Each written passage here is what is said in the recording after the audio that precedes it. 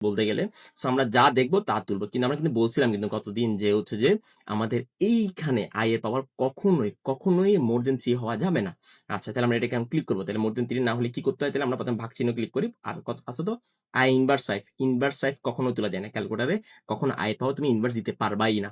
তাহলে ইনভার্স মানে কি জানি? আমরা ইনভার্স এর 1 বাই সামথিং জানি। তাহলে আমরা 1 বাই হচ্ছে যে কত দিব? 1 বাই হচ্ছে i টু দি পাওয়ার আ i টু দি পাওয়ার কত দিব? 5 দিব। ঠিক আছে ভালো কথা। কিন্তু আমরা কিন্তু বলছিলাম যে i এর ঘাত মোর দ্যান 3 দেওয়া যায় না।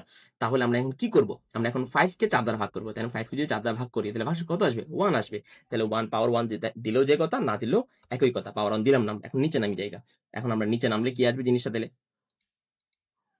আ নিচে নামলে আমাদের পাওয়ার কি আসবে? তাহলে পাওয়ার আসবে হচ্ছে 1 প্লাস তারপর হচ্ছে আমরা i টু দি পাওয়ার 9 আসছে। 9 তাহলে 9 এ আমরা যদি ক্লিক করতে যাই তাহলে হচ্ছে 9 কে তুমি যদি 4 দ্বারা ভাগ করো তাহলে ভাগশেষ কত আসবে? ভাগশেষ আসবে 9 কে তুমি যদি 4 দ্বারা ভাগ করো তাহলে ভাগশেষ আসবে 1। তাহলে পাওয়ার 1 দিলেও যে কথা, না দিলেও একই কথা। এখন আমরা ইকুয়াল দিয়ে দিব। এখন ইকুয়াল দিলে আমরা দেখতেছি বাস্তব অংশ কত? Minus half. অবাস্তব অংশ কত? তাও মাইনাস হাফ। অবাস্তব অংশকে শুদ্ধ বাংলায় কিন্তু কাল্পনিক অংশ বলা হয়ে থাকে। তাহলে আমাদের এখানে আনসার কত হবে? আমাদের এখানে আনসার হবে মাইনাস হাফ। এইটা আমাদের আনসার হবে মূলত।